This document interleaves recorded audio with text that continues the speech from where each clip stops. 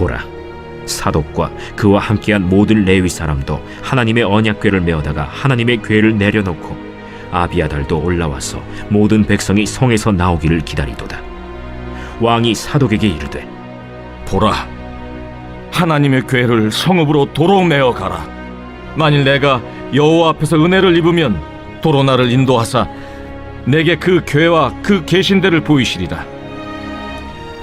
그러나 그가 이와 같이 말씀하시기를, 내가 너를 기뻐하지 아니한다 하시면 종이 여기 있사오니 선히 여기시는 대로 내게 행하시옵소서 하리라. 내가 선견자가 아니냐? 너는 너희의 두 아들, 곧 내 아들 아히마아스와 아비아달의 아들 요나단을 데리고 평안히 성읍으로 돌아가라. 너희에게서 내게 알리는 소식이 올 때까지 내가 광야 나루토에서 기다리리라. 사독과 아비아달이 하나님의 궤를 예루살렘으로 도로 메어다 놓고 거기 머물러 있으니라. 다윗이 감람 산길로 올라갈 때 그의 머리를 그가 가리고 맨발로 울며 가고 그와 함께 가는 모든 백성들도 각각 자기의 머리를 가리고 울며 올라가니라. 어떤 사람이 다윗에게 알리되, 압살롬과 함께 모반한 자들 가운데 아히도벨이 있나이다. 여호와여, 원하옵건대 아히도벨의 모략을 어리석게 하옵소서. 다윗이 하나님을 경배하는 마루턱에 이를 때 아렉 사람 후세가 옷을 찢고 흙을 머리에 덮어쓰고 다윗을 맞으러 온지라. 다윗이 그에게 이르되, 내가 만일 나와 함께 나아가면 내게 누를 끼치리라. 그러나 내가 만일 성읍으로 돌아가서 압살롬에게 말하기를, 왕이여, 내가 왕의 종이니이다. 전에는 내가 왕의 아버지의 종이었더니 이제는 내가 왕의 종이니이다 하면 내가 나를 위하여 아히도벨의 모략을 패하게 하리라. 사독과 아비아달 두 제사장이 너와 함께 거기 있지 아니하냐? 내가 왕의 궁중에서 무엇을 듣든지 사독과 아비아달 두 제사장에게 알리라. 그들의 두 아들, 곧 사독의 아히마아스와 아비아달의 요나단이 그들과 함께 거기 있나니 너희가 듣는 모든 것을 그들 편에 내게 소식을 알릴지니라 하는지라. 다윗의 친구 후세가 곧 성읍으로 들어가고 압살롬도 예루살렘으로 들어갔더라.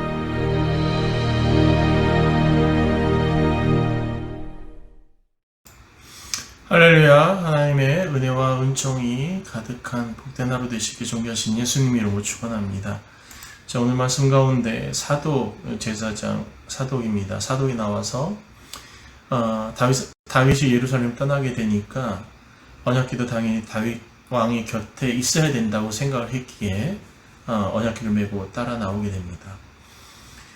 사독이 레위인들과 함께 메운 언약궤를 제사장 아비아달 옆에 내려놓고는 백성들이 모두 성 안에서 나오기를 기다리고 있었습니다. 그때 다윗이 얘기합니다. 사독과 아비아달에게 언약궤를 메고 다시 성 안으로 들어가라. 하나님께서 은혜를 주시면 다시 언약궤에 있는 성전으로 갈 것이니 언약궤가 본래 있어야 할 곳에 있어야 된다라고 말을 하는 것입니다. 사무엘은 어릴 때 이스라엘 블레셋과의 전쟁이 벌어졌을 때 하나님의 언약궤를 메어오게 했습니다. 언약궤가 전쟁터로 나오자 이스라엘 백성들은 전쟁에서 이긴 것처럼 환호했으나 그 전쟁은 참담할 정도로 패했고 언약궤는 블레셋에 뺏기게 됩니다. 또 언약궤를 메고 있던 홈리와 비느하스도 죽게 됩니다.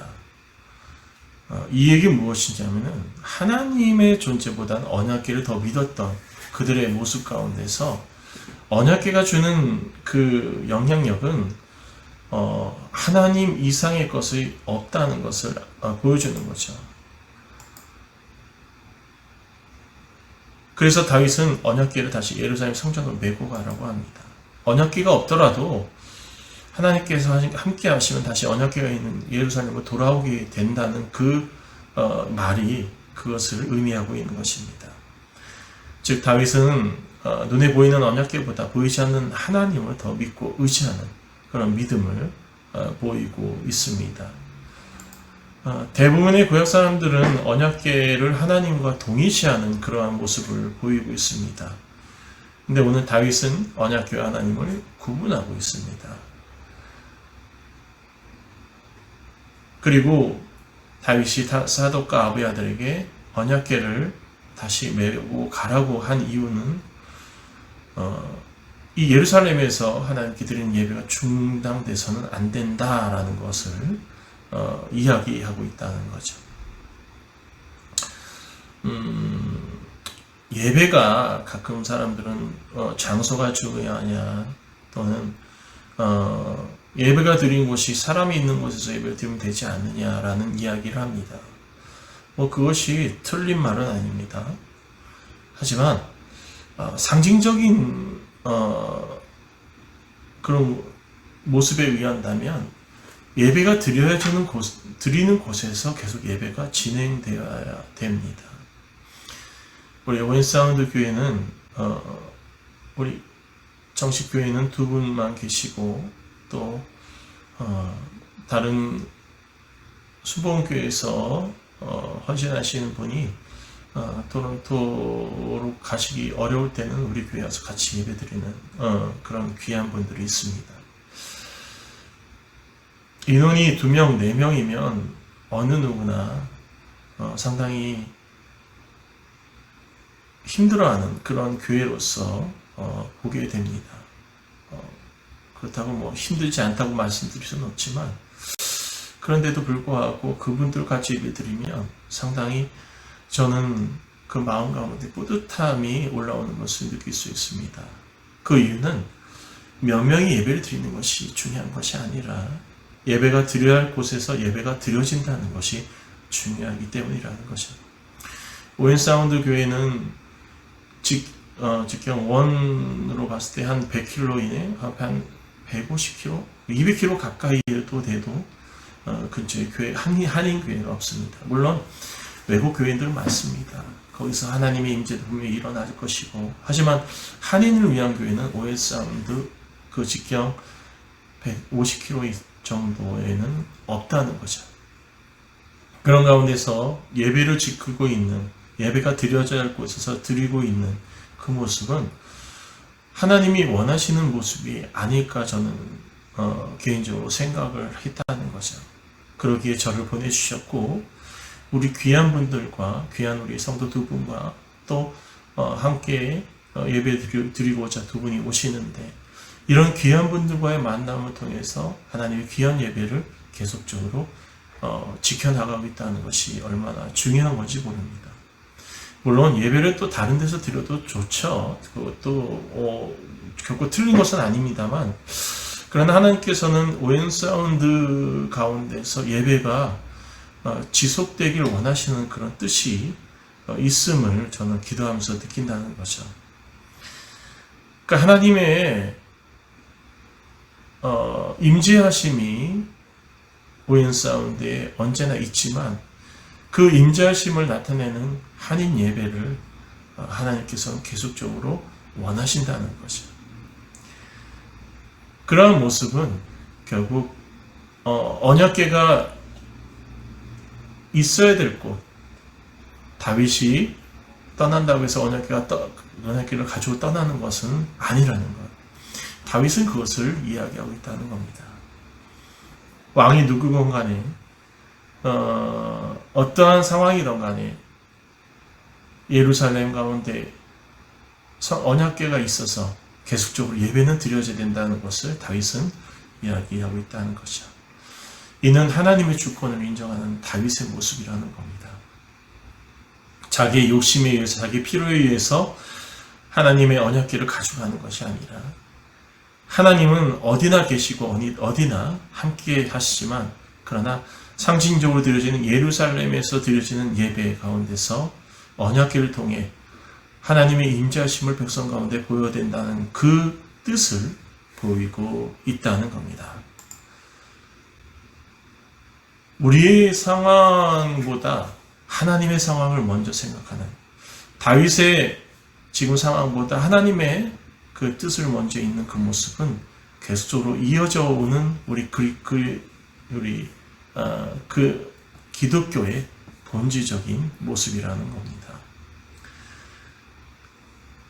그러기에 우리는 주어진 예배, 드려져야 할 예배를 결코 포기해서는 안 됩니다. 자, 그리고 계속 이어져서 아이도벨이 압살롬과 함께한다는 것을 다윗은 들었습니다. 아이도벨은 이 다윗과 상당히 친한 아주 똑똑한 사람입니다.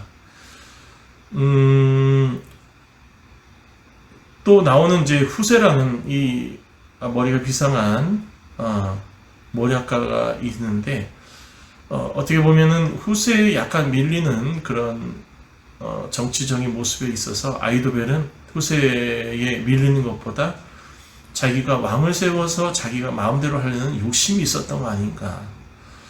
다윗의 가장 믿는 친구였음에도 불구하고 그 권력욕 때문에 압살롬을 선택한 모습이 되었다는 거죠.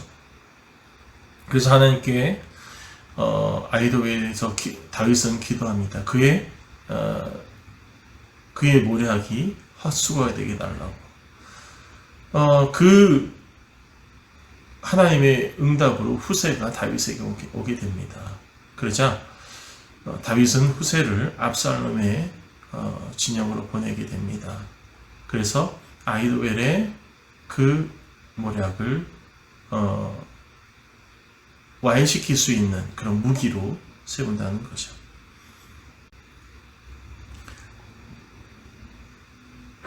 어쨌든 압살롬에게 보내면서 그 가운데서 되어지는 모든 일에 사독과 아비아들을 통해서 다윗은 듣게 됩니다. 이러한 일들이 이루어지는 것 가운데 가장 중심이 된 것은, 우리는 볼 수 있는 것은 바로 하나님께 기도했다는 거죠. 아이도벨이라는 사람은 아주 훌륭한 모사가이고 모략가임을 다윗은 알았기에 그것이 압살롬이 자기 왕위를 뺏은 것보다 더 큰 일임을 느꼈고, 그걸 위해서 하나님께 기도했을 때 하나님께서 지혜를 주시고 그 일을 화폐할 수 있는 후세를 보내주신 것. 이제 다윗은 하나님을 의지하기 시작합니다. 하나님의 뜻을 바라보기 시작합니다. 언약궤를 통해 하나님을 보는 것이 아니라 언제나 함께 하시는 하나님을 바라보며, 또 언제나 함께 백성들이 예배드릴 수 있는 예루살렘 가운데 자기가 없다 하더라도 그 예배를 드릴 수 있는 환경을 만들어주고, 그리고 하나님께 기도함으로 이제 후세를 통해서 아이도벨의 모략과 모사를 화폐시킬 수 있는 무기를 얻게 되는 거죠. 근데 이 모든 것의 시작은 바로 하나님을 향한 시선이 있다는 것, 우리 기억하시고, 이제 다윗이 다시 하나님께 돌아옴을 통해서, 하나님을 바라봄을 통해서, 하나님께 기도함을 통해서 하나하나 풀려가는 모습을 바라볼 때 우리들의 선택이 어떠해야 되는지를 볼 수 있는 좋은 교훈이라는 것 기억하시고, 언제나 무슨 일이 있던 간에, 어떠한 일이 벌어졌던 간에 하나님을 먼저 바라볼 수 있는 그런 주의 종들이 되시길 존귀하신 예수님 이름으로 축원합니다. 기도하겠습니다. 사랑과 은혜가 충만하신 하나님, 오늘 모습 바라보면서 압살롬이 자기의 왕위를 찬탈하고자 반역을 이뤘을 때도 기도하지 않았던 다윗이 아이도벨이 압살롬 편에 섰다는 것을 소식을 듣자마자 바로 기도하는 모습을 바라볼 때 그만큼 다윗이 어찌할 수 없는 그런 지혜를 가진 아이도벨이라는 것을 보고 하나님께 의지하였다는 것을 느낄 수 있었습니다. 권력을 가지고 힘을 가졌음에도 불구하고 지혜는 결코 그 모든 것들이 지혜를 이길 수 없다는 것을 다윗은 알았고, 그러기에 그 지혜를 화폐시킬 수 있는 무기는 오직 하나님을 향한 기도였음을 다윗은 오늘 보여주고 있는 것입니다. 하나님, 오늘 이 말씀을 바라보면서 이 세상에 아무리 권력이 있다 하더라도, 권세가 있다 하더라도 하나님의 지혜는 그 무엇도 상대할 수 없다는 것을 알게 하시고 언제나 하나님의 지혜 가운데 거할 수 있는 주의 종들이 될 수 있도록 하나님께 모든 것을 의지할 수 있는 주의 종들이 되게 하여 주옵소서. 주님이 원하시는 바 모든 것을 이루게 하시고 주님이 뜻하는 바 모든 것을 바라볼 수 있는 주의 종들이 되게 하여 주옵소서. 우리 주 예수 그리스도 이름으로 기도합니다. 아멘.